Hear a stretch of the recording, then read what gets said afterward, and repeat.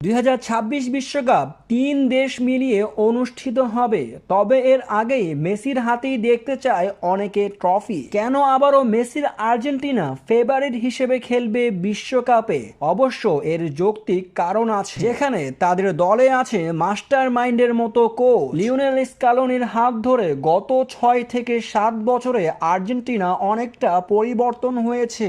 যেখানে আগে আর্জেন্টিনার ডিফেন্ডার মিডফিল্ডারদের নিয়ে সমস্যায় পড়তে হতো, এখন সেটিকেই শক্তি বানিয়েছেন লিওনেল স্কালোনি। আর্জেন্টিনার দুর্বলতাকে কাজে লাগিয়ে লিওনেল স্কালোনি একটি শক্তিশালী দল গঠন করেছেন, যেই দলকে নেতৃত্ব দিচ্ছেন স্বয়ং লিওনেল মেসি। আন্তর্জাতিক চারটি ট্রফি জিতেছে আর্জেন্টিনা, তার মধ্যে বিশ্বকাপের কাপও রয়েছে। যেখানে আগে আর্জেন্টিনা একজন গোলকিপারের জন্য অনেক ভুগতে হয়েছিল ম্যাচে, তবে তারা পেয়েছেন এমিলিয়ানো মার্টিনেজের মতো বাজ পাখি। এই গোলকিপার আর্জেন্টিনাকে কঠিন সময়ে খাদের কিনারা থেকে তুলে এনেছে অনেকবারই। বিশ্বকাপেও আমরা তাই দেখেছি। আর্জেন্টিনা দলে যেমন আছে বিশ্বমানের মিডফিল্ডার, বিশ্বমানের ডিফেন্ডার এবং স্ট্রাইকাররা, Lautaro Martinez, Julian Alvarez, ডিপোল, Lisandro Martinez, Cristiano রোমেরোর মতো ডিফেন্ডাররা, যারা কিনা বিশ্বমানের ক্লাবের হয়ে এখন মাঠ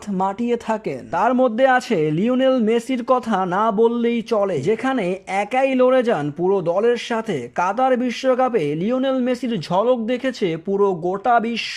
বিশ্বকাপের সোনালী ট্রফিটাই যেন তার জন্যই বানানো হয়েছে। তবে বর্তমান আর্জেন্টিনার এই দলটি আবারও 2026 বিশ্বকাপে সোনালী ট্রফিটি জিততে যাবে।